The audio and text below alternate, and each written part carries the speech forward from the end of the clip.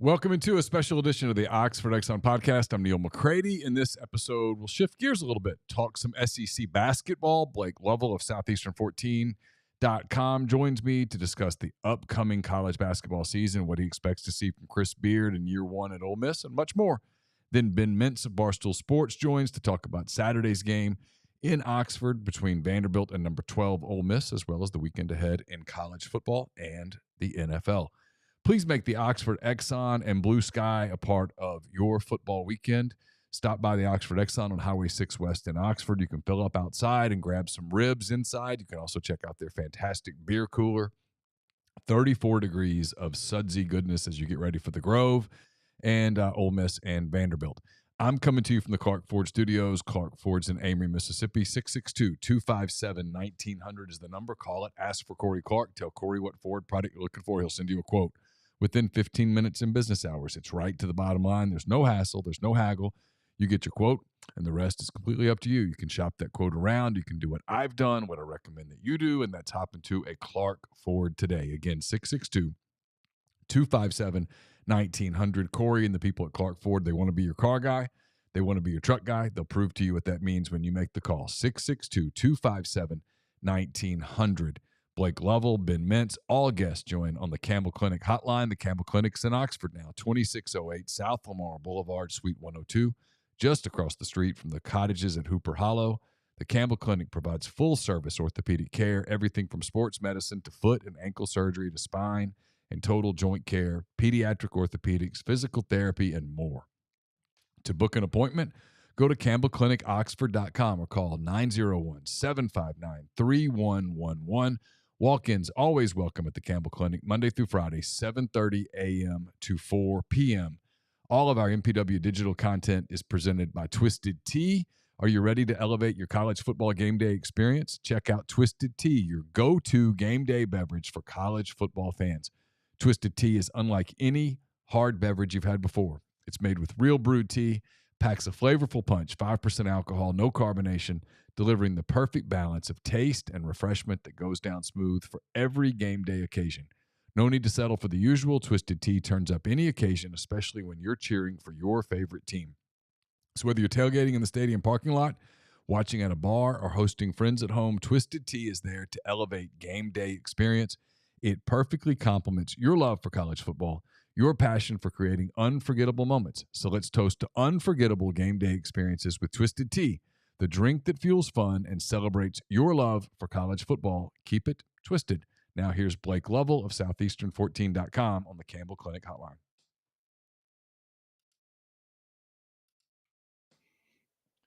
Blake Lovell of Southeastern14.com, kind enough to spend some time with us. They do a great job on everything, but they do a bang-up job on basketball. Frankly, Blake does better job than almost anyone covering Southeastern Conference basketball. So as the season gets rolling here in a few weeks and you want to keep up with not just Ole Miss, but with the other teams in the league and that kind of thing, I highly recommend their content. Blake, how are you? Yeah, doing well, Neil. Thanks for the kind words. And yeah, I mean, it's here, and it's kind of as usual, an interesting time for the SEC. I think just in terms of where the league's at heading into this season, and so yeah, it's should be another wild year as always. Before we get diving into it, how can people catch you? Podcast, video streams, that kind of thing. Yeah, I mean, like you said, Southeastern 14, mainly doing mostly YouTube stuff right now. So you can go to YouTube, search for Southeastern 14. You can find all of our SEC basketball previews. We're doing team by team previews. We'll, of course, have everything covered once the season starts. And then all of our SEC football and baseball stuff as well. So yeah, it's all there. And you find all my other stuff on Twitter at the Blake Level. All right. So we did the media thing recently, media days. I know you were probably there and got a chance to visit with people. You helped me with my ballot because I looked at my ballot and I was like, oh God, I really don't know, because college basketball, like so many other, like college football, but maybe even on steroids, the teams change so dramatically from year to year with the portal and guys leaving and that kind of thing. And obviously, I'm covering a program that's brand new, Chris Beard, new coaching staff, whole bunch of new faces. They don't exactly know who's going to be eligible yet, all of those things. So it's almost impossible. The league media picked Tennessee, Texas A&M, Arkansas, Kentucky, in the top 4. They had Alabama, Auburn, Mississippi State, and Florida 5 through 8. Missouri's 9. Ole Miss was 10th, followed by Vanderbilt, Georgia, LSU, South Carolina. Did anything in that strike you as no, you guys are idiots? Y'all really missed on that, or is that basically kind of what you thought? I thought this was honestly about as close as I've had like a preseason ranking that the SEC has had. So combine them together, it's about as close as I think I've seen in a while. I don't have much of an issue with anything on here. I mean, I think I was curious to see where Alabama would be picked because I do think there are people that may be a little higher on Alabama coming this season than I am. Usually I'm the one that's very high on Alabama, but obviously when you lose all the talent that they lost off of last year's team, I think it's understandable to be a little more curious, especially on the defensive side, what this team looked like. So, but it's not stunned to see them at 5. That's about where I would have them probably compared to the other teams around them. Mississippi State, I don't know what you do in Mississippi State because, Toulouse Smith's out until probably at least January. And so that completely changes to me sort of the dynamic of that team. And everybody can say, well, they've got, guys returning that played a lot of minutes and all that. But let's keep in mind it's the worst 3-point shooting team in the country last season. So when teams forced them to shoot the 3 and said, hey, we're going to try to take things away from Toulouse Smith inside, they weren't able to capitalize. And so I'm not sure what that looks like. I think they've got a talented roster, but they're a team I'm pretty curious about. Florida, is another team. And I think this range of teams, like you said, 7 through basically even 12 to me, because I don't know what, Georgia I think is going to be better, but it's just who do you move ahead of, right? Like that's always the question is teams can be better, but it's just, I don't know who to put you ahead of. So really these teams, Mississippi State, Florida, Missouri, Ole Miss, Vanderbilt, Georgia, I could see a very, kind of variety of order in terms of how these teams finish, but I still think the top 6, there's probably going to be someone in that 7 to 10, 11 range that, winds up being the sleeper team, cracks, the top 5, top 6. But I have a hard time putting anyone ahead of the top 6 as it was in the order of finish: Tennessee, A&M, Arkansas, Kentucky, Bama, and Auburn. All right, let's dive into some of those teams. We'll start at the top. We'll start with Tennessee because I'm Santiago Vescu, but I can't even say his name. He's back. A really veteran player. They've got a veteran backcourt. Barnes does a terrific job with them all the time. They're always going to defend. That Vescovi. I couldn't think of his name. They always have a veteran presence about them. He's recruited at a really high level at Tennessee. And yet the thing that I think about, and I hate being this guy because I don't like defining a team by what it does in the NCAA tournament necessarily, but I just keep thinking about they're a first weekend club. They can't get out of the first weekend. They can't get out of their own way in the tournament. And it makes me, at that point, I always come back and question, Blake, well, was the league any good? Did we overrate the league? And it's not fair to do that because the tournament's about matchups and stuff, and there was health issues and that kind of thing. But what is it about this Tennessee team that we're all so bullish about? Yeah, I mean, I think it's just the theme of the era in college basketball. I think it's just experience. When you have that trio of Vescovi, Josiah Jordan James, Zakai Ziegler's coming back at some point. I mean, there's not another team in in the SEC that has that kind of experience returning that played at the level that those 3 have played at. And so I think that is kind of what the most intriguing element is of this Tennessee team. And look, they all defend too. And I think that's something else where, like you said, they're going to play defense. They're going to be one of the top defensive teams in the country, usually the way it works with Tennessee. Now, the question always becomes, how do they evolve on offense? There was inevitable, we're going to say it right now. You can watch this 3 months from now, and there's a game going on that you're going to probably watch where Tennessee is going to go 8 minutes without scoring, or it's just going to be ugly as can be, or they're going to win a game 52-49 or something. But I mean, hey, that's just kind of how it's gone for this team. And I don't know that it'll be that much different with this particular team. I think you'll still see some of those issues.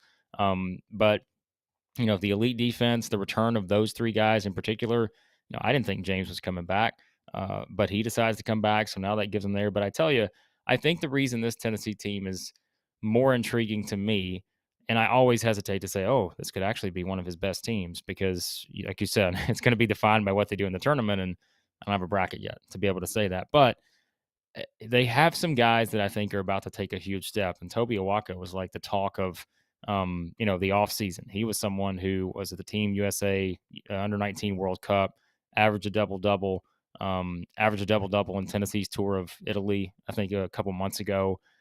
I mean, tremendous, just kind of offensive rebounding guy. He was big in some of those games that they needed him to be big in towards the end of last year.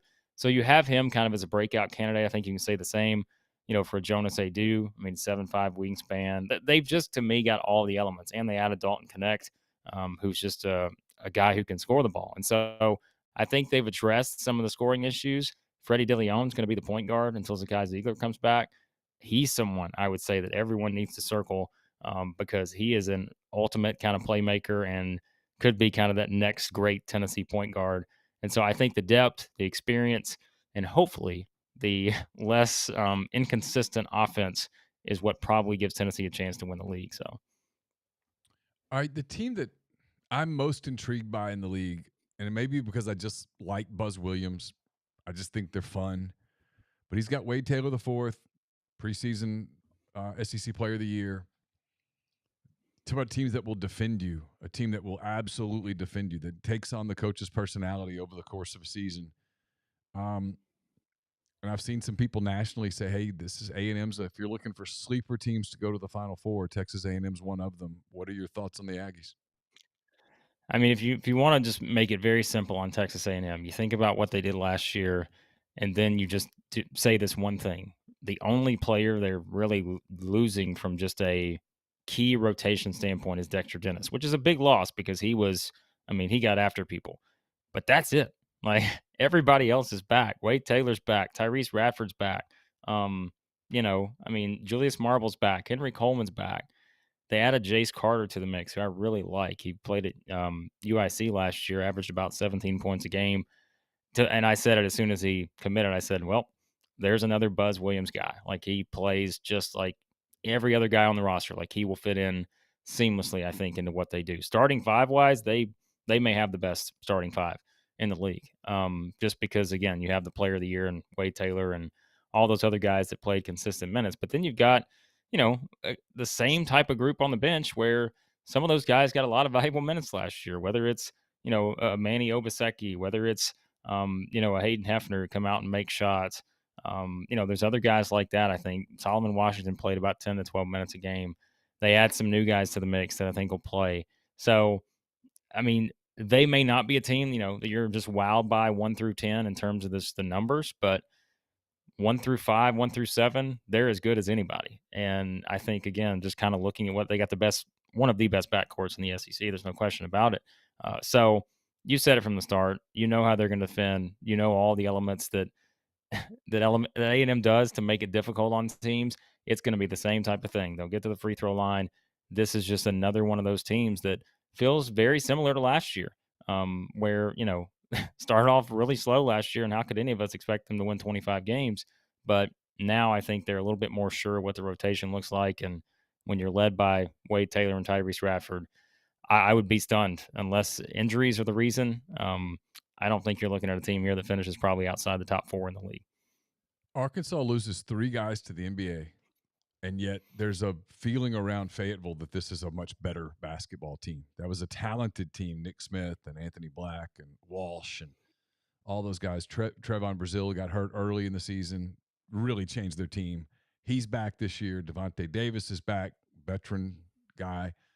And then you've got Musselman doing what Musselman does, which is going out in the portal and whatnot and kind of just completely rebuilding a roster around a few guys. And I was in Fayetteville last weekend with my daughter for her sorority dad's weekend, and one of her good friends, their family is big basketball boosters, and I saw them.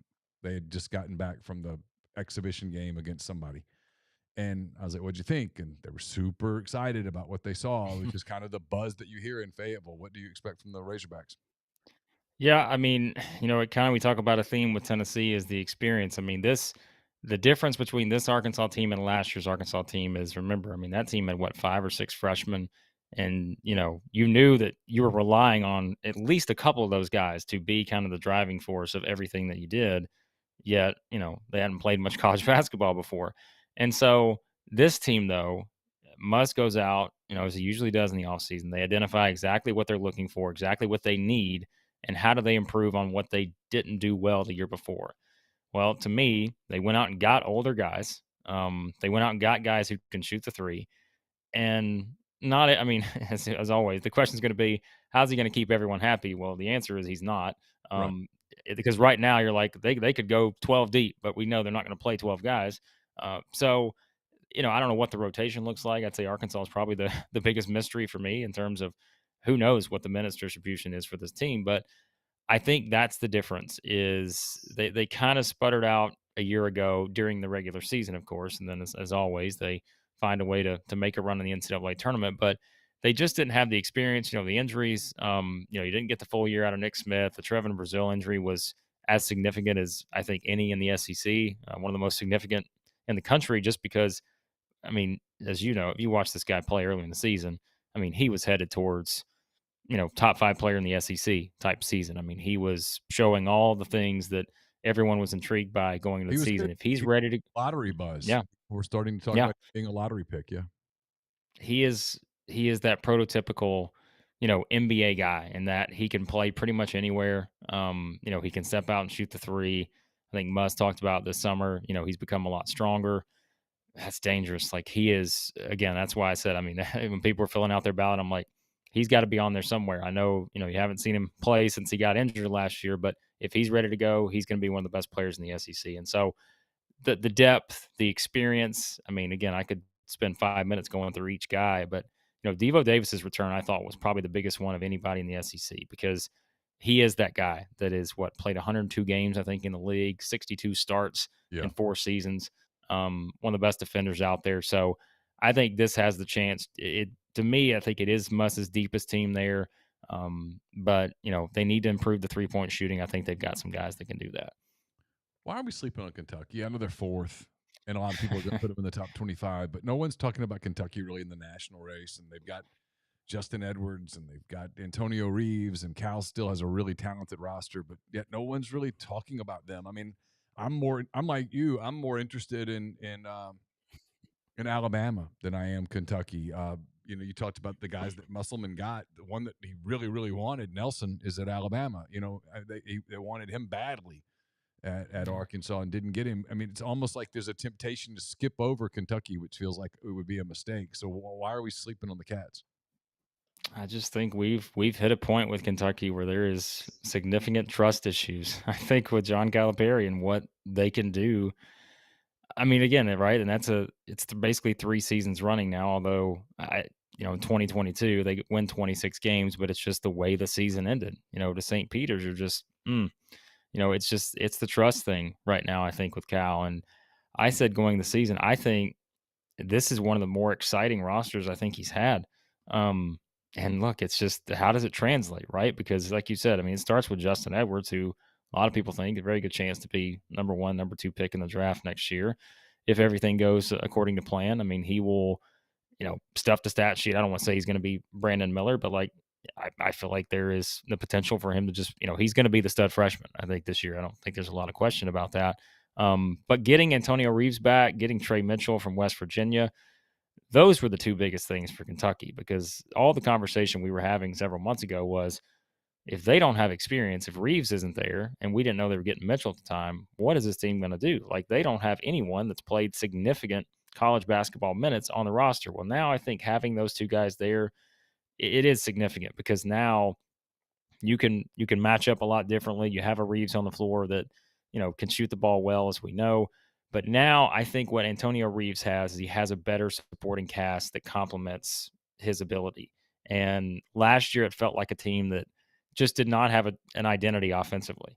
And it's always the question, right? Cal said, now everybody record this because Cal has said he's going to let this team shoot more in terms of like outside shooting, but I'll believe it when I see it.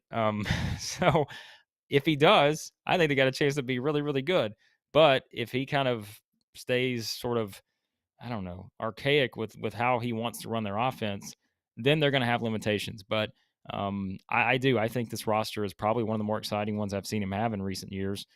But the one thing I will say is Aaron Bradshaw's injury is going to determine a lot of that because I mean, he is someone they expected to play from day one, a significant role. If he's not ready to go, the depth in the front court, there's not a lot of it, I think, overall. And so that puts some pressure on them. So hopefully, Neal, like big man, foot injury, you're always going to have in the back of your head, like, oh, could Yeah. this take a little longer than And you think? they take time. I mean, Yeah. they just do. Big guys get hurt, and Yeah. if you rush them back, they re-injure it, and if you let it heal properly, they miss the rest of the season. That's just kind of the way it works.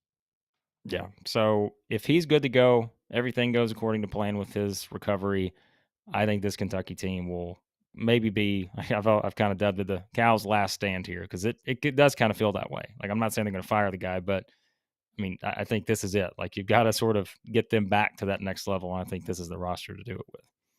All right, so I'm going to put these other teams sort of in a bucket, and you can sort of sort it out for me. We talked about Mississippi State with Toulouse Smith. I mean, they don't have him. It's hard for me to imagine that they've got enough to make a run. I thought for Alabama, getting Grant Nelson was just a huge pickup. Everybody wanted him. He was a dominant player previously. I don't know whether he'll be that dominant at the SEC level, but he's a guy that I could easily see, getting 18 and 11 night in, night out for Nate Oates. You got Bruce Pearl who's been so consistent at Auburn. I was really impressed with what I saw from Florida late last season. I think Golden's a terrific coach. I think he's going to prove that. And then look, the guy that's kind of was getting it done last year, and he's got a good roster back, is Missouri. It's kind of those teams when you sort of look at them in a mixture, that those feel like the teams. We'll talk about Ole Miss in a minute. Ole Miss has some eligibility issues that prevent me from putting them in that group. Those feel like the teams that are going to be sort of bubbly, fighting for 2-3 spots in the NCAA tournament. When you look at them, how do you sort of sort them out? Yeah, I mean, look, there usually is an A&M of last year, right? There's usually a team that maybe initially you're just like, I don't know if they're ever going to get there. But then they just turn it on and they get there. I think it probably comes out of one of these 4 teams. And, it's like you have to put Alabama in that group, but it's like, well, this is the team that's won the league title 2 of the last 3 years. But this is a different team. And, a lot of people I've talked to around Alabama, they're like, I think that's the thing that people have to keep in mind. This is a different team. Like you cannot compare this team to the one last year in terms of, I just don't know if the ceiling is as high, certainly. Again, defensively, I've said it all summer. Like that is the question I have about Alabama is can they be elite on defense? Because the reason they've won 2 of the last 3 titles in the league has not just been their offense, it's been their defense. They've been one of the top 5 defensive teams in the country in those 2 seasons. So that's the question for me with them. And I think they can separate themselves from this other group of teams that you just mentioned if they just can defend well. And that's where I've seen a lot of praise here recently for a Jaron Stevenson, someone like that. The guy who reclassifies from 2024, top recruit, someone that I think is he's a great rim protector. And I think, they're going to need him to step in and play a lot of that combination of roles that Noah Clowney or Charles Bediako played last year. And that's asking a lot, right, for a guy who reclassifies and has to step into that role. But I think that is it for me. I mean, you've got up transfers, which we always talk about. I think you always want to just see how guys adjust to the SEC, whether it's Aaron Estrada, Latrell Wrightsell in the backcourt, or a Grant Nelson. Like you said, I don't have a lot of questions about Grant Nelson from a scoring standpoint. Now, the physicality of the league, defensively, those kind of things, sure, I think it's fair to ask that question. But that's it. I just want to see defensively what this team looks like. I don't have a lot of questions at all. Offensively, and keep in mind, too, with Alabama, they lost all 3 of their assistant coaches. So it's like you're completely turning over a lot of different things for a team that has had all this success. But I still think they probably are the team of this group that has the highest upside. Whereas, Auburn's like Arkansas and like Florida, too. I'll lump them in there. They clearly went out and said, man, we got to be able to shoot the 3. And they went out and got guys that can shoot the 3. Aiden Holloway can shoot the 3. Denver Jones can shoot the 3. There's other guys on the roster that can shoot. I mean, I think Janai Broom's probably going to step out and shoot some 3s this year, which is dangerous because he's one of the top players in the SEC. And, that adds another element to his game. Florida, I think Florida 1 through 4 in the backcourt with Riley Kugel, Will Richard, Walter Clayton, and Zion Pullen. they may be as good or better than anybody. Now the problem becomes the front court, and not that it's necessarily a problem. It's just I don't think they have the depth that a lot of other teams had, and that's where an EJ Jarvis, who was transferring from Yale, decides to retire from basketball, and that was just several weeks ago. So that hurt them, I think, just from a front court depth standpoint. But their backcourt, guys on the perimeter, but they may play all four of those guys at one time and go small ball and see what they can do. And then, of course, anyone that knows my feelings on Dennis Gates at Missouri, I was the guy, sort of pumping him up last year and said, "Hey, don't sleep on kind of what they can do in terms of rebuilding their roster." They did it in year one. This roster is a little bit different. I don't know that there's a Kobe Brown. I don't know that there's a Demoy Hodge on this roster, but I think it's a deeper roster than the one he had last year. So making 3-pointers, forcing turnovers, that was their key to success. And so all four of those teams, Neal, I just think there's a lot of upside there. It's hard to know exactly how they're going to sort themselves out, but I do think there's going to be one or two of those teams probably that we look up at the end of the season, and not necessarily say they're a surprise, but maybe they are ahead of some of those teams that are currently picked to be in the top four somewhere. If I told you that Musa Cisse and Brandon Murray, I'm messing up names today. I was thinking about Brandon Miller just then. Brandon Murray and Musa Cisse. If I told you they were both eligible and playing, would Ole Miss become a candidate to be one of the surprise teams? Look, everyone thought we were silly when we did this probably 3 months ago now. But we were kind of, trying to figure out, sort through rosters and say, all right, here's kind of the tiers we would put these teams in. And every single time I tried to keep putting Ole Miss down. Let's see, they're picked 10th in the league going into the year. I kept trying to find a way to put them down there. But ultimately, I wound up putting them kind of in the second tier of teams. I said, if these guys are eligible to play, I said, I would put them around the top 5. Now, I'm not saying I would put them, 1, 2, 3, 4, but I would put them around the top 5 somewhere. And a lot of that, look, let's call it what it is. A lot of that is just the trust in Chris Beard. Because, I mean, the numbers speak for themselves. Like, you can say whatever you want, but the numbers tell you that he has done this before where he can just come in and win right away. And I mean, again, it's like, where has he not won? And so I think top of juice out of the orange, right? I mean, there's not going to be there's not going to be anything left. There's all that's going to be left is just what you throw on the compost heap. I mean, he's going to get all the good out of it. Yeah. For a program I know that has been frustrating to watch from an offensive standpoint and other standpoints too. Yeah. Hey, I mean, it's something where the defense, and when you just kind of look at the way the roster is built, like you said, if you add a Cisse to the mix, obviously it speaks for itself defensively, what he can do, what Brandon Murray could do offensively, that would give this team a huge boost. And so, yes, if they had those guys, I would have them. I could put them ahead of Mississippi State. I could put them ahead of Florida. I could put them ahead of Missouri. May struggle to put them ahead of Alabama or Auburn right now, but I could see it happening. But guess what? To me, if you're a top 7, near top 8 team in the SEC, that means you're an NCAA tournament team. So that's where I would put them. I think if they had those two guys, I would have them at 7. I would have them behind Tennessee, A&M, Arkansas, UK, and then the 2 schools out of Alabama. But I would have Ole Miss like knocking on the door with Alabama and Auburn. Yeah. It would be like there wouldn't be a hell of a lot of difference. I would just those 2 programs right now have more significantly more championship DNA than Ole Miss has. There's no arguing that unless you just want to argue for the sake of arguing, at which point go for it. But I mean, Alabama and Auburn have won the last few years. Ole Miss hasn't.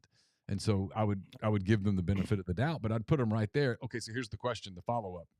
As of today, they don't have those players. Without them, Blake, how good can Ole Miss be under Chris Beard? This season? Yeah. I mean, I think it's, to me, and like you said, I think both of those guys would be essential for different reasons. But I think the Brandon Murray one, just from a scoring standpoint, and someone who has already played in the league and proven that he can score in this league, that is where I'm like, oh, if they just had that. Because then it's like, okay, you're pairing him with a Matthew Morrell, Jamin Brakefield, we know is going to have very high expectations for him. Alan Flanagan comes over. He's got experience in the league. He can score too. And that's the thing. Flanagan's been battling injuries and stuff, the past couple of years. And so I think he's fully back, ready to go. I think I've always said he's one of the more underrated players in the league, I think. And so just those guys right there, And then, of course, you add Sharp to the mix, who, I mean, he's going to block shots. We know that. And kind of be the focal point defensively, just based on, how Chris Beard aligns things defensively and all that. When you have a 7'5" guy in there, that's a nice thing to have. And so, yes, to me, it limits the ceiling a bit more, because that's where, like I said, I think it'd be nice to have a combination of a Matthew Morrell and Brandon Murray, to where, you're down 5 with 2 minutes to go. They're all over Matthew Morrell. All right. Brandon Murray can take over. We feel pretty confident about that. And again, I'm not saying that a Brakefield can't score consistently. I mean, maybe, I mean, I know I've heard Beard talk a lot in the offseason, like and this is the defensive aspect, but like TJ Caldwell, he thinks he's very high on TJ Caldwell and kind of what he could be from an improvement standpoint. I don't know offensively what that looks like, but you got Austin Nunez coming in, Jalen Murray, plays key minutes on that St. Peter's team a couple years ago. And so they're a fascinating team to me. But I don't, I'm not against, everyone thinking maybe they're the 10th best team in the league without Brandon Murray and without Musa Cisse, because I think they're still in that spot where you want to see it, especially for me from an offensive standpoint. And so, yeah, I'm not. I don't think that's disrespecting Ole Miss to have them at 10. No, I don't either. I think you're exactly right. What Murray does is he takes some of the pressure off Matthew Morrell from a scoring standpoint, and he lets Jamin Brakefield be a third option, a fourth option. He lets Alan Flanagan be what he was on that really good Auburn team with, Jabari Smith and Walker Kessler, where you look up and Flanagan was a pretty good player, but he was never really the main option. He was a fourth option on that team, and he was dangerous in that way. If you ask those guys to move up and you're like, hey, Matt, carry the team offensively, we need big moments from Flanagan. We need you start asking guys to do things that maybe gets a little on the edges of their comfort zone, and that gets harder. But, I do think they're going to benefit from having the weight of the Kermit Davis thing behind them, because last year, pretty early in the year, it was like you knew he was, okay, this is hot seat. Oh, he's in trouble. Yeah. That stuff hangs on a team. They won't have that this year. Instead, they have a coach who's taken Texas Tech to overtime of the national championship game. I mean, Chris Beard's one of the best coaches in the country, and I think he adds multiple wins to your slate just by showing up. Sorry, Neal. My dog has decided to make his entrance here into the picture. But something else I was thinking about with Morrell is, I mean, the 3-point shooting numbers were not good, right, last year. And I mean, but you know what? That's where, like, again, this is where you're like, oh, just get that waiver, because that's where, like, a Brandon Murray, teams can't just game plan around and that's where, like, I think last year, sure, his 3-point numbers were not great for Morrell, but he gets easier shots and he gets better shots if you have someone like a Brandon Murray on the floor, right? And so, and like you said, that then gets Jamin Brakefield easier shots and better opportunities to score. And so, yeah, so I don't know. I mean, it's going to be interesting to see. As always, I think there's going to be someone we're not talking a lot about, that kind of breaks out into someone that becomes a pretty reliable scorer. But I'm curious to see, who that is. Again, assuming that a Brandon Murray is not an option. So. Just real quick, that last 4 group, Vandy, Georgia, LSU, South Carolina, there's really no hope for any of those 4 teams to make a ton of noise, right? There's just not the talent there. I mean, that kind of, like I said earlier, I think LSU's interesting to me. I think they're going to be better, but it's like, again, who do you put them ahead of? They added Jordan Wright, who's got a lot of experience from Vanderbilt. They added, different guys, I think, that are going to be able to help them be better, because they were just a terrible offensive team last year. But the best I could do is probably put them ahead of Georgia right now. Maybe Vanderbilt. I don't know. I think Vanderbilt could have one of the best backcourts in the SEC with Ezra Mannion coming back and Tyron Lawrence coming back. But hey, I mean, I know Vanderbilt fans are very excited and optimistic, but I look around, I'm still like, hey, you can get on Jordan Wright all you want last year, but he was still one of the guys that willed them to that run that they made late in the season. Liam Robbins, I've heard some people say they're better without him. I don't know where that's coming from. He was statistically the best player in the SEC in several categories last year. And so I don't know. I think depth would be a concern I have for them, but I will say something like, hey, Jerry Stackhouse has proven me wrong and a lot of people wrong. over the past couple of years in terms of how the teams develop from start to finish. And I think that is something I will say that Vanderbilt may once again be the surprise team we're talking about towards the end of the year, because they do a good job, I think, of developing what they have. Now, they haven't recruited to the level that a lot of other teams have recruited to, but I think they've done a good job getting the most out of guys. And again, having two potential all SEC guards coming back, that's a great start. So if there's any one of this group, I think it's Vanderbilt. They're probably once again is the surprise one, but South Carolina, I just think it's not a Lamont Paris thing. I just think they were just too far behind when he took the job last year, and that was a roster that just needed a huge overhaul, and they're just not there yet. Georgia, I think Georgia's roster is better this year, but I mean, and you hate to kind of put Mike White in this category way down here, but again, I don't know who I'd put him ahead of. So, all right, last thing, look into your crystal ball. Middle of March, how many SEC teams are in the tournament? yeah, I mean, I'm going to say I tell you, I think I could go 8 with this group. And I think it's probably a scenario where you get one in the play-in game or whatever, kind of like, last year Mississippi State winds up there. But I do think it's hard to look at 7 of these teams and be like, I don't see it happen. I mean, I think there's pretty sure the 1 through 6 to me, Tennessee, A&M, Arkansas, Kentucky, Alabama, Auburn, I'd be shocked if any of those teams don't make the tournament. Beyond that, is again, you're going to have a couple of those teams that maybe it is a Mississippi State. Maybe they get Toulouse Smith earlier than later in terms of when he comes back. Maybe it's early January, something like that, mid-January. That's enough to kind of hang on a little bit and get into that mix. I think Florida, as I said earlier, is the team that I think Florida, I don't want to say it's not a must make the NCAA tournament for Todd Gole. I'm not saying he's going to get fired, but I think it's pretty important they make the NCAA tournament this year with the roster that they built. So, yeah, I think I would probably go 8. And again, that's probably a scenario where you get a team in the first 4, something like that, or, an 11 seed somewhere in there. But 1 through, I mentioned 1 through 10, maybe 11 if Vanderbilt is exceeding expectations. That's going to be a lot of fun because there's a lot of those teams that are equipped, I think, to make an NCAA tournament, although we know it's only going to be probably 8 at most. So, Blake, I really appreciate the time. It's southeastern14.com, the Blake Lovell on Twitter. Check out their all their stuff on YouTube, and you'll, as basketball season gets rolling, you guys will be glad you did because they cover it incredibly well. When everybody else is still super focused on football, they turn that page a little better than a lot of people. So kudos to you. Thanks for being with us. I appreciate it. No, you got it, Neal. Thanks for having me. Thanks to Blake for his time on the show. We're presented by HelloFresh. With HelloFresh, you get farm-fresh, pre-portioned ingredients and seasonal recipes delivered right to your doorstep. Skip trips to the grocery store. Count on HelloFresh to make home cooking easy, fun, and affordable. That's why it's America's #1 meal kit. A crazy schedule can make it easy to fall back into your dinner time recipe rut. Keep mealtime exciting with over 40 recipes to choose from every week. So there's always something delicious to discover with HelloFresh. With so many in-season ingredients, you'll taste all the freshness of fall in every bite of HelloFresh's chef-crafted recipes.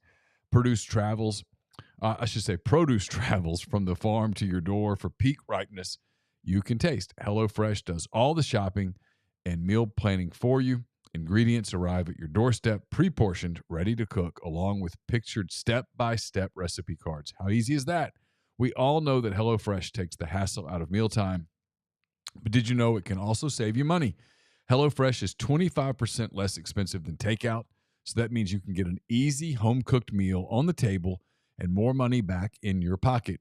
It's soccer season in our house. That means some late nights where cooking is impossible. Thanks to HelloFresh, we can get back from the game, have a delicious, healthy meal ready in minutes. So go to HelloFresh.com/50MPW and use code 50MPW for 50% off plus free shipping. Again, go to HelloFresh.com/50MPW. Use code 50MPW for 50% off plus free shipping. HelloFresh, America's #1 meal kit. Fall is here, gentlemen. It's about to get busy during the holidays, so don't let that stop you from sticking to your habits and being the best version of yourself. That's where our friends at Caldera Lab come in. These guys are the best in the skincare game, and with an easy routine, they keep your face looking great no matter your schedule. Plus, what's a better gift than clear skin? Join the more than 100,000 men who trust Caldera Lab to show your best self and first impression this fall. Plus, it's a great gift. As I get older, I know I have to take care of my skin more seriously. Caldera Lab creates high-performance men's skin care, and the regimen leads off their product lineup. It's a twice-a-day routine to transform your skin. Caldera Lab knows the skincare world is heavily female-driven, has long been the wild, wild west for men, and that's why they're making the solution simple. The regimen includes 3 products: the Clean Slate, the Base Layer, and the Good. The Clean Slate starts and ends your day. The face wash leaves all skin types refreshed. The Base Layer is your daily moisturizer to hydrate your skin, jumpstart your day full of confidence, and the Good is your go-to multifunctional serum at night that helps your skin look tighter and smoother, as well as helps reduce the visibility of wrinkles and fine lines. Every drop of this serum is packed with 3.4 million antioxidant units, protecting your skin. Caldera Lab is the leader in men's skincare, made up with only top-tier ingredients. Its clinical trials have found 94% of men's skin showed an overall younger-looking appearance after using Caldera Lab for a few weeks. 1 minute morning and night is all it takes to reduce your wrinkles, fine lines, and signs of aging. And just for our audience, we have an exclusive deal. You're not going to beat this offer. Use MPW at calderalab.com. Get 20% off right now. Get 20% off with code MPW at calderalab.com to make unforgettable first impressions with the best gift this holidays. Now here's Ben Mintz of Barstool Sports on the Campbell Clinic Hotline.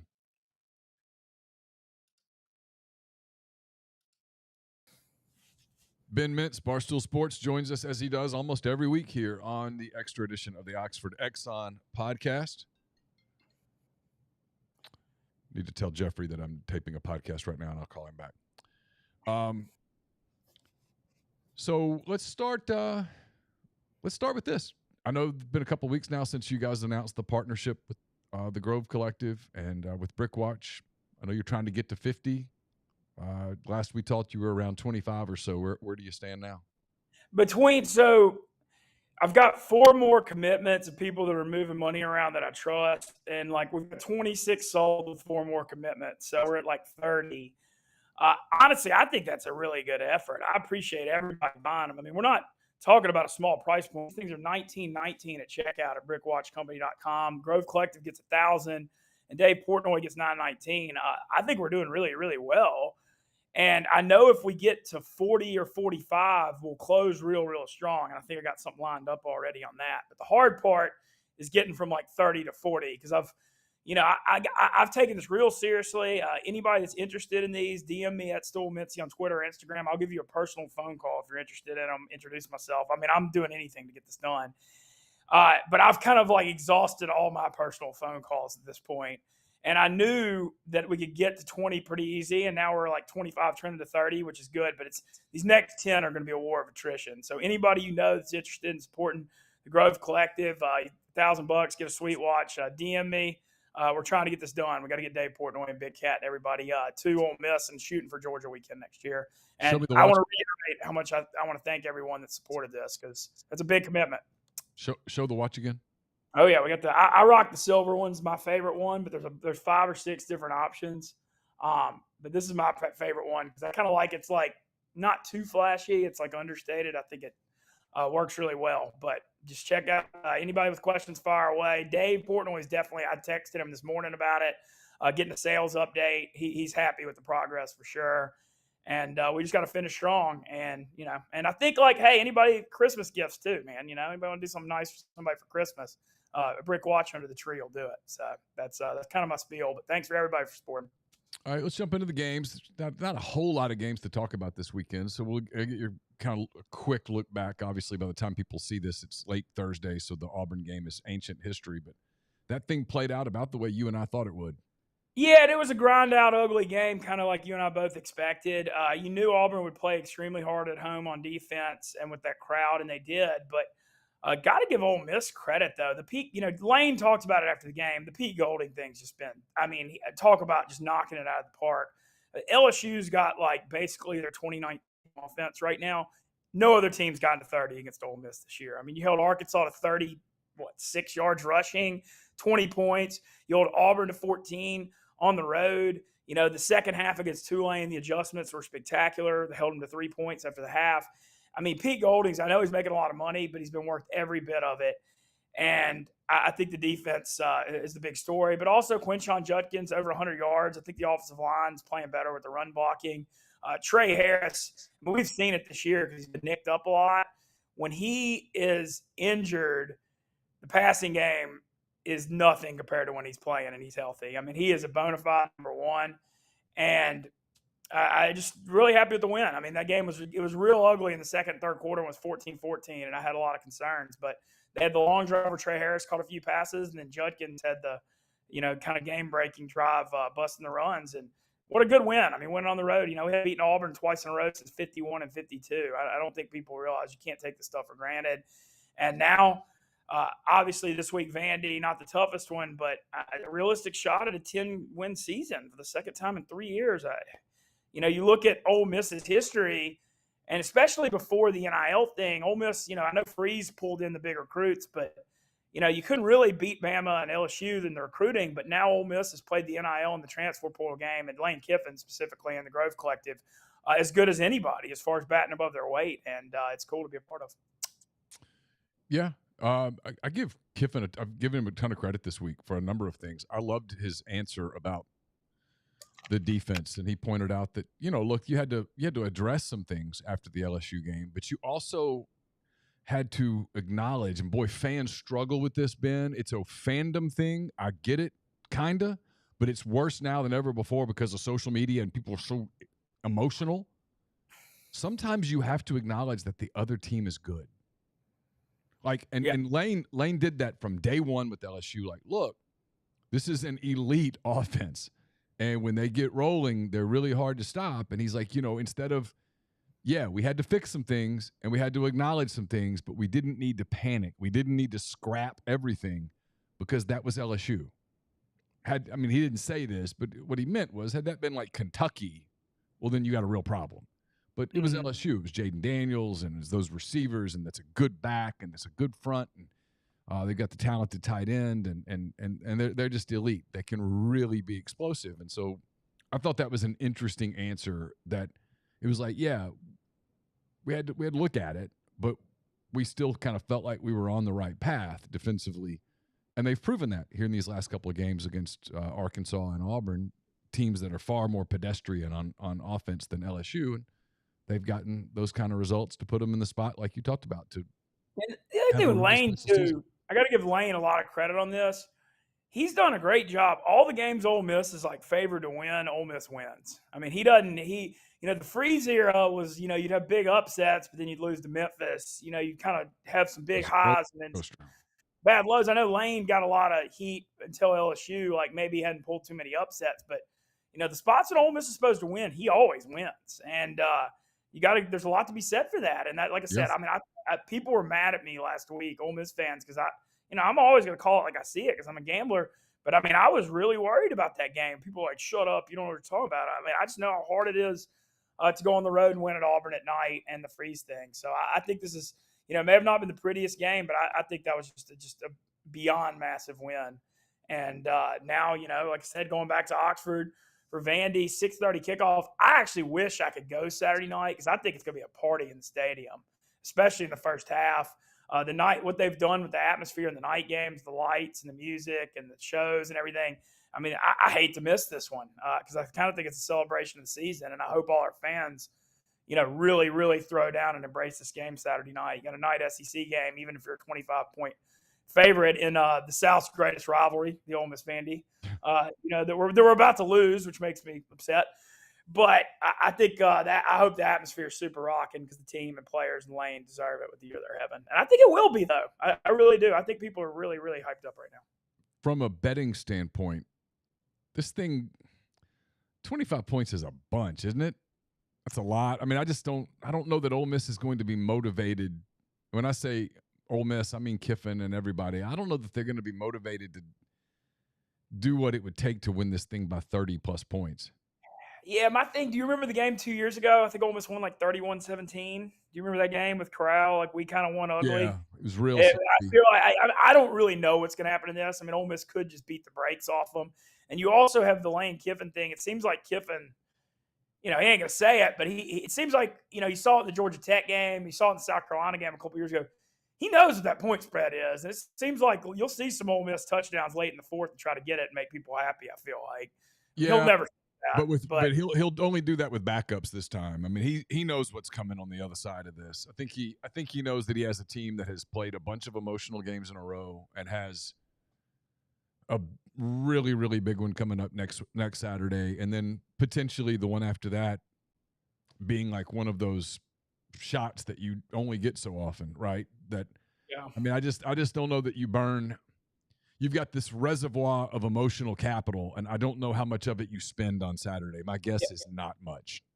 I'm actually looking at under 63.5 a little bit in this thing. I think that's high with the way the Ole Miss defense has been playing. I don't think Vandy is going to score like a ton of points. And so I'm kind of looking at that under a little bit. I'm going to wait and see what the weather is like as the week goes on. But I feel like 63.5 might be high with how well Ole Miss's defense has been playing lately.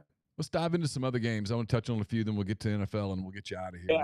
Yeah. We'll talk about my Chicago move too because I'm moving more. Yeah. Oklahoma's at Kansas. This is a game that some people are circling. The Sooners a 10-point favorite. I hadn't seen because Jalen Daniels, the Kansas quarterback, I don't think he's played since September. I need to look up what his status is because if he's playing, Kansas has a lot better shot because he's so mobile, and I think he can keep him in it. If he's out, I mean, I don't know that they can keep up. We'll say this though, Lance Leipold, unbelievable coach at Kansas. Whatever, I mean, I'm talking no one inherited a worse situation than what Les Miles left him at Kansas, and he's been able to make something of it. And I think there's probably only 5 or 10 coaches in the entire country that could have done what he's done there. Here's an interesting game. We're going to be talking about the Aggies a lot next week. South Carolina heads to College Station. Jimbo and the boys giving 14. I kind of like A&M in the number here. Yeah, South Carolina, it's going real bad. I'm mad at myself that I liked Missouri last week and should have been bigger on it because they got their hearts ripped out in that Florida game at home, and then they had that Columbia trip, and that looked like it set up bad. Now you got a second straight road game. They're 2-5. I mean, it's headed south. Rattler, he finished the year so strong last year, but he's always been inconsistent, hot, cold. And, man, this is one – I mean, I get what you're saying because A&M needs a really solid bounce-back win. It's just so hard to lay 14 with A&M in that offense right now. But I guess I'm A&M or nothing. The only thing with Rattler, though, it's like right when you count them out and they stink, he can get real hot randomly. He's kind of hot. He's like a heat check microwave quarterback. Clemson heads to NC State. The Tigers giving 10 in Raleigh. How can Clemson lay 10 on the road against anybody? If you're going to watch them play, they can't score. They lost to Miami last week.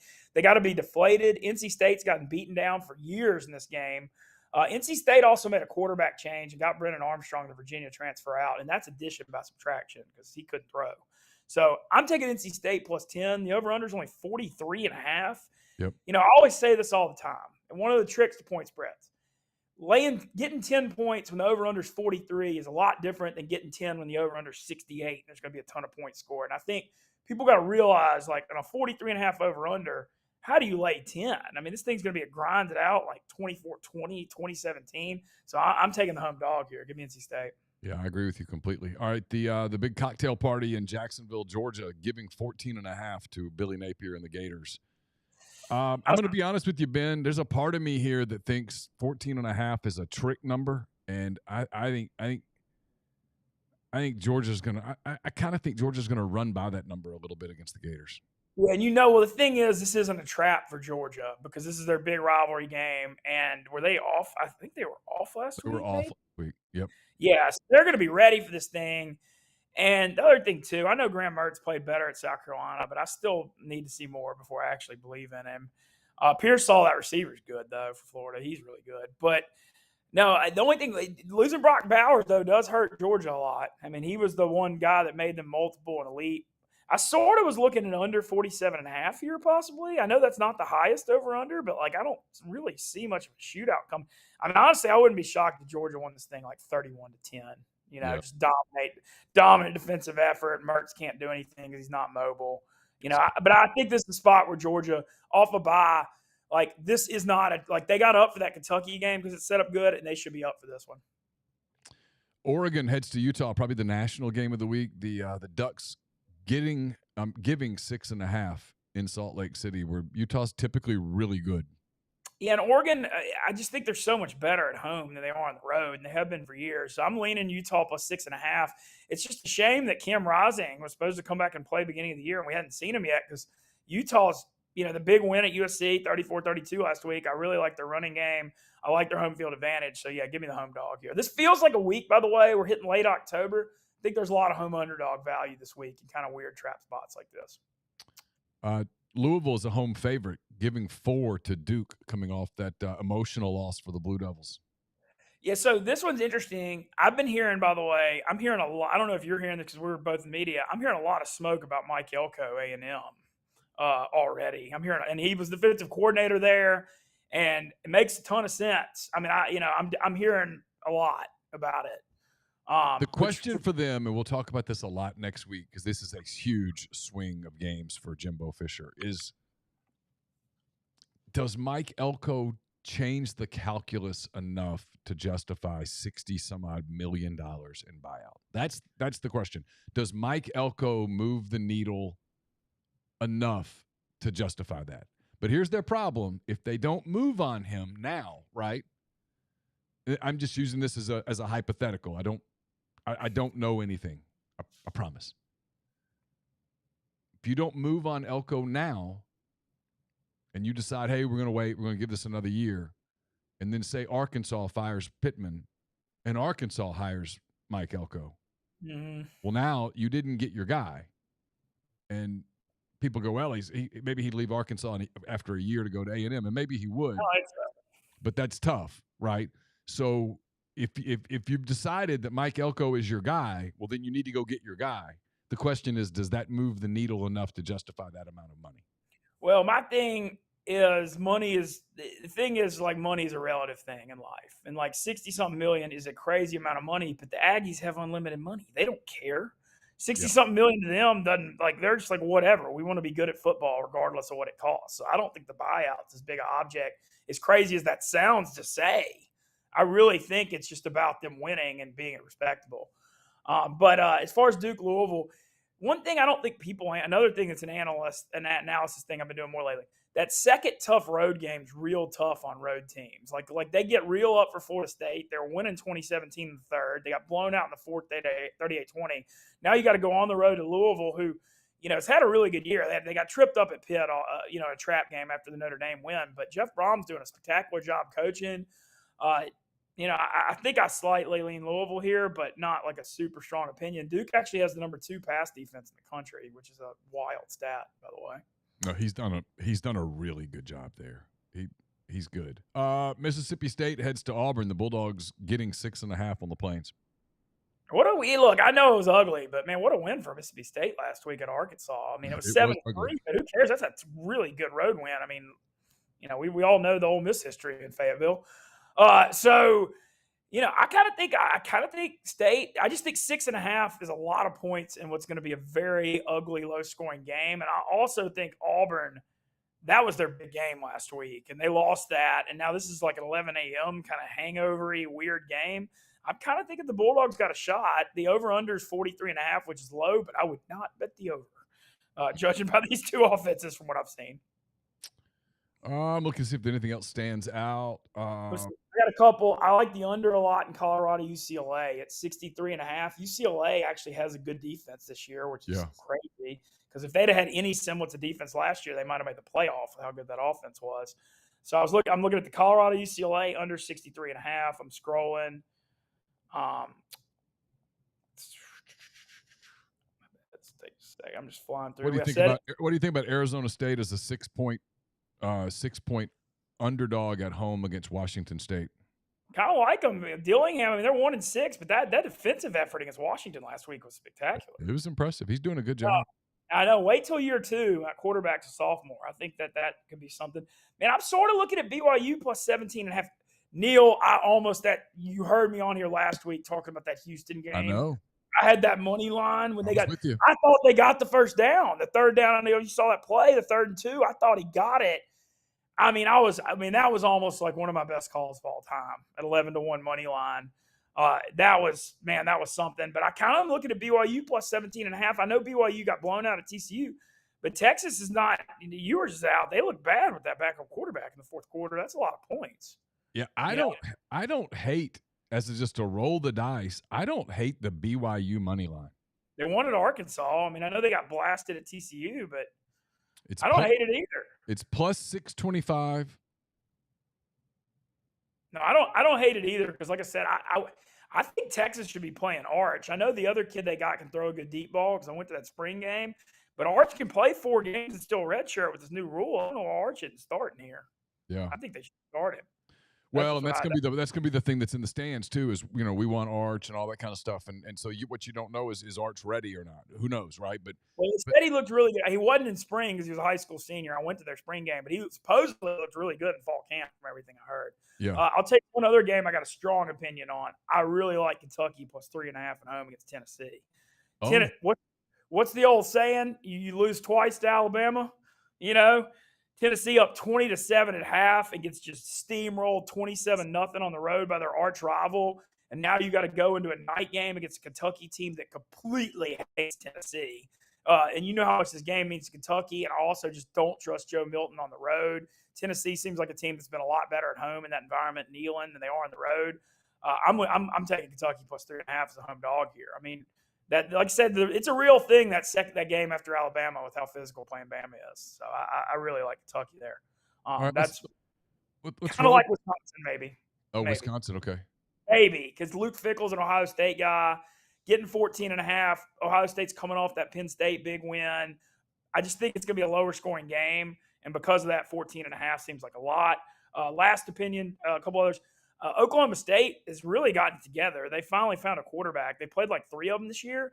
The last 3, they lost at home. South Alabama blasted them, and I know you know Kane Womack. But since then, home win Kansas State, home win Kansas, road win West Virginia. They scored 48 points last week. I think they might beat Cincinnati by 4 or 5 touchdowns. It's 7.5.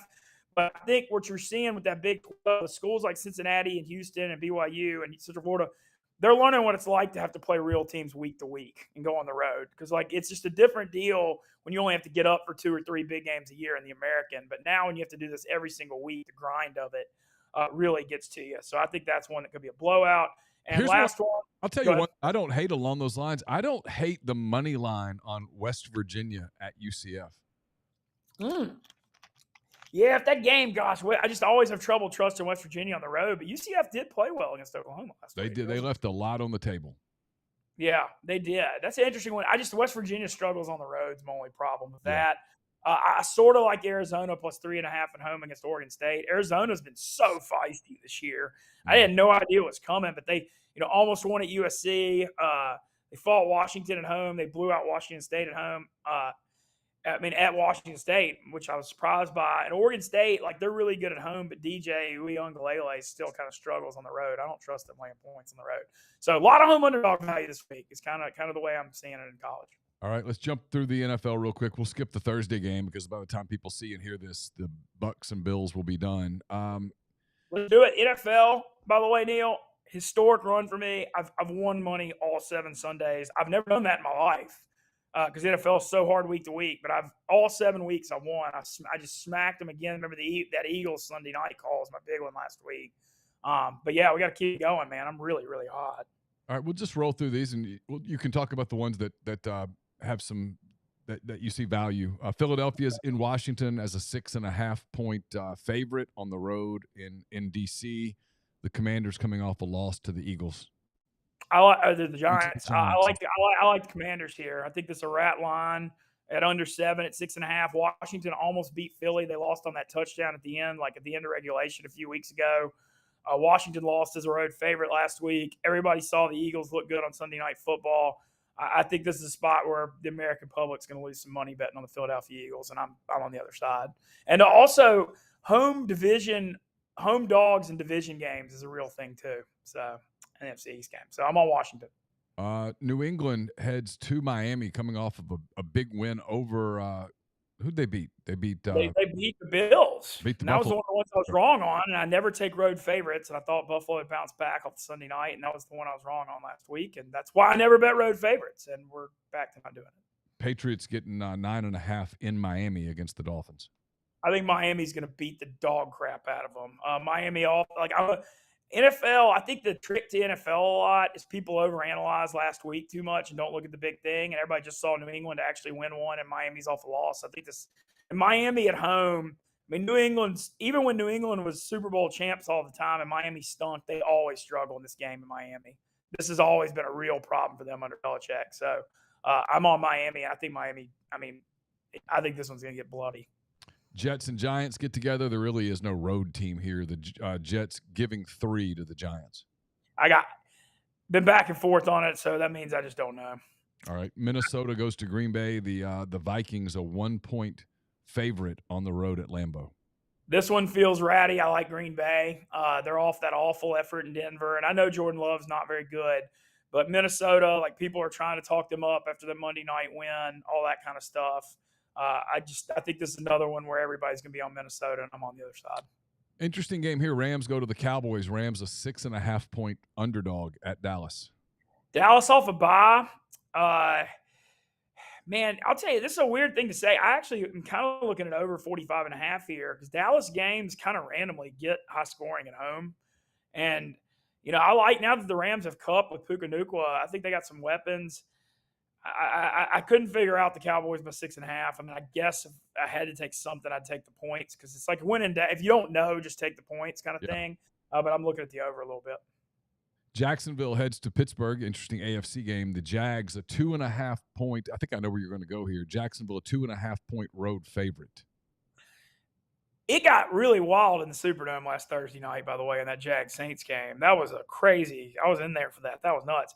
I mean, if Mike Tomlin's an underdog or home underdog, you just bet on him, and you don't even analyze it. I mean, it's crazy. I mean, he's like 60% against the spread as an underdog as a coach, but then when they're favored and they're supposed to win, they always stink. So I think you just got to take Pittsburgh here. Jacksonville's kind of due to drop one, too, at 5-2. Atlanta. This is crazy. Atlanta, a road favorite in Nashville against the Titans, 3 points. I got nothing on this one. Arthur Smith going back to Tennessee. I'm hearing the Titans might be starting Will Levis, which is going to be really ugly. I just don't think he's ready to play quarterback in the NFL. The over-under is like 36.5, and you know what? Give me the under anyway because both these teams play really ugly games, and I think we're looking at another like 16-13, just super, super exciting game here. Texans a road favorite in Carolina. C.J. Stroud versus Bryce Young. Texans giving 3 in Charlotte. I know this is the spot where I say I don't like road favorites, but C.J. Stroud's got to be looking across the field laughing at this team for taking Bryce Young over him. And I thought it was the wrong move when they did it then, and I still think it today. And tell you what, Houston, D'Amico Ryans, year one, defense playing pretty good. He brought a Shanahan assistant over with him from the Niners to call plays. Their play calling's good. They do some stuff. One bet that I thought I was going to look at, I need to look at the odds. I think I want to take Houston to make the playoffs if you can get long odds. They're 3-3 right now, but I feel like you probably could still get good value. They're in that bad division with they always play good. They already beat Jacksonville once. They're in that bad division. I mean, I think they could get to 9-8 and 10-7, maybe snag that 7th wild card. So, I need to look up the odds on that, but I think that's one I want to look at a little bit. Saints head to Indy. The Saints a 1.5-point dog in Lucas Oil Field. This has been the hardest one for me all week. I've had a hard time figuring this out both ways, over, under, and game, because both the Saints and Colts got into shootouts last week, but then the Saints have been playing unders all year. Minshew versus Carr. I mean, it's hard to have faith in New Orleans right now, but I got really nothing on that one. Let's see. We got Browns and Seahawks. This game's in. I like Seattle by 3 a good bit in this game. Cleveland's on a second straight road game. I don't know if Watson's going to play or not, but I mean, it doesn't seem like it's going very well. He got knocked out last week. He got hurt a couple weeks before. I think Seattle at home here, it has some value in that game. Kansas City goes to Denver. The Chiefs giving 7.5. I don't think Taylor's going to be there, so I mean that really changes everything for the Chiefs. I know. I mean, what are the TV cameras going to do? I know. KC hadn't lost to Denver since 2015. You just can't go against that. I mean, even though I just preached the home underdog and division thing, I mean KC hadn't lost them in 8 years, and that's too much for me to go against personally. Baltimore goes to Arizona. The Ravens giving 8 in Phoenix. Kind of smell a rat here. You saw what happened to Dallas out in Arizona a few weeks ago. I know Arizona hadn't played quite as well on the road, but they've been fighting at home. Baltimore's off a big win at home over Detroit. I mean, maybe Baltimore wins and doesn't cover, but I kind of think I'm looking at Arizona here. Home dog. Interesting game in San Francisco. The Bengals head out there getting 5.5 against the Niners, who have not played well particularly lately. No, I like Cincy plus 5.5. I think the Bengals played, but they're coming off a bye. They won 2 in a row before it. 5.5 is a lot of points in what should be a very, very close game. Also think the Bengals have a very good pass defense, but their run D isn't as good. So I think the Niners got to try to grind it out and run. But give me the Bengals plus 5.5. The Bears head to L.A. They play the Chargers. How is this Sunday night, Neal? How is this a Sunday night game? I don't know how this happened. Bears an 8.5-point underdog in L.A. I love the Chargers. I think they're going to win like 34-10. The Bears, people are going to get thrown off because the Bears beat the Raiders 30-12 last week, and the Chargers have lost the last couple, and so it throws people off this one for the Chargers to be this big a favorite. But I don't know if you saw the stat. I forgot the kid, the Vigan or whatever the Bears rookie quarterback was, started last week. Neal, average air yards per throw in an NFL game last week, 2.1 yards in the air per pass. What?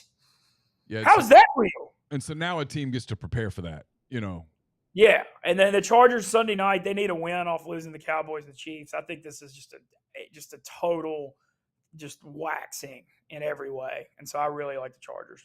The last game, the Raiders head to Detroit. Detroit coming off a shellacking against the Ravens. The Lions giving 8 at home on Monday night. I mean, you got to think Detroit off that bad loss, getting a Monday night home game should come out pretty fired up here, and the Raiders stink. So I think I like Detroit by 8. I think this is a good bounce back spot off that game. And then when's the last time Detroit never gets Monday night home games? It's gonna be super fired up there. So, yeah, they'll be jacked up. It'll be like a thing.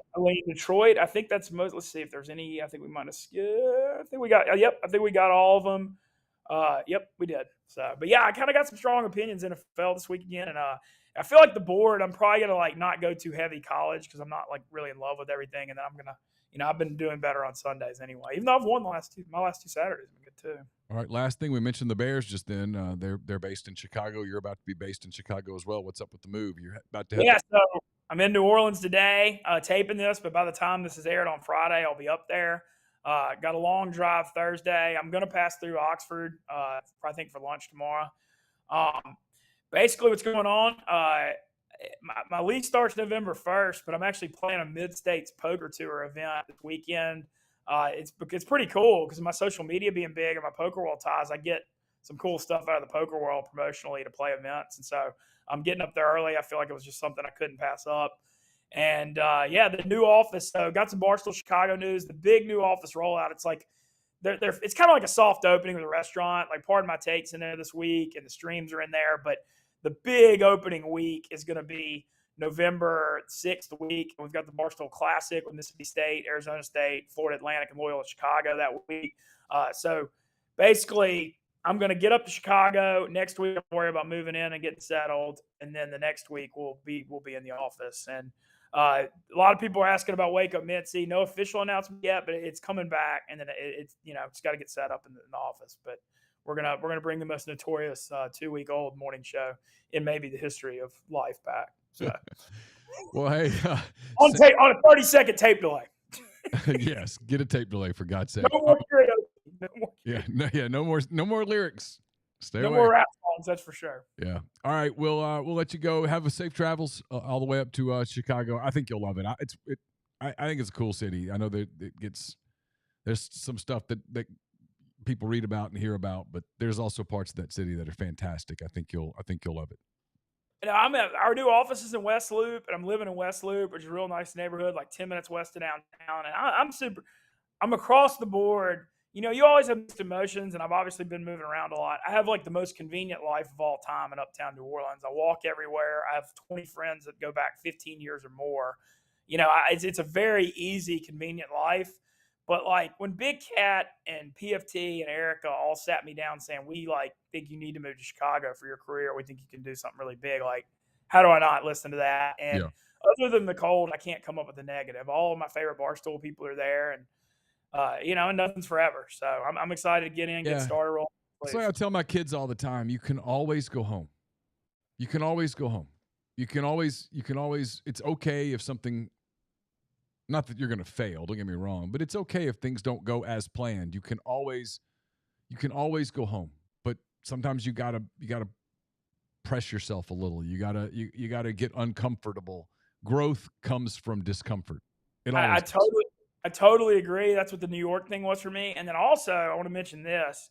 There's a vibe right now and an energy that I'm feeling after turning 40. And a lot of it, I'm getting geared up for the St. Jude half marathon in December in Memphis. But there's like a new energy about me. And I've never had more confidence than I have right now. And it's the health thing. It's the health thing for sure.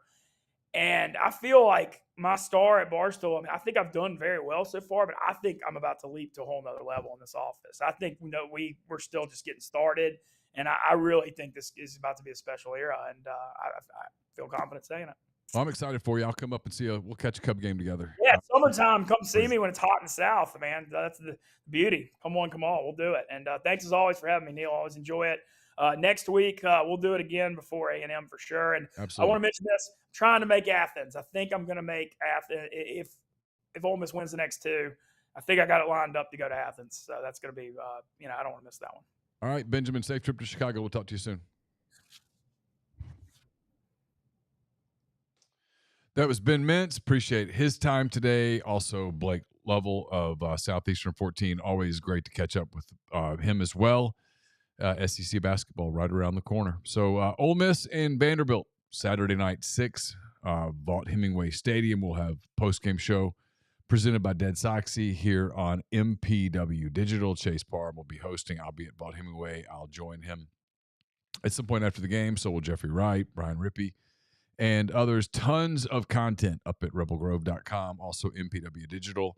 So check that out. More content coming to you on Friday morning as well. And then obviously a full week of podcasts on MPW starting on Monday as we start turning the page from Vanderbilt to Texas A&M. So again, thanks to everybody at Oxford Exxon for hosting our shows for the last 10 years or so. It's incredible that it's been that long, but it has. We certainly appreciate Ben Craddock and all the people at Blue Sky and the Oxford Exxon. So until next time, take care.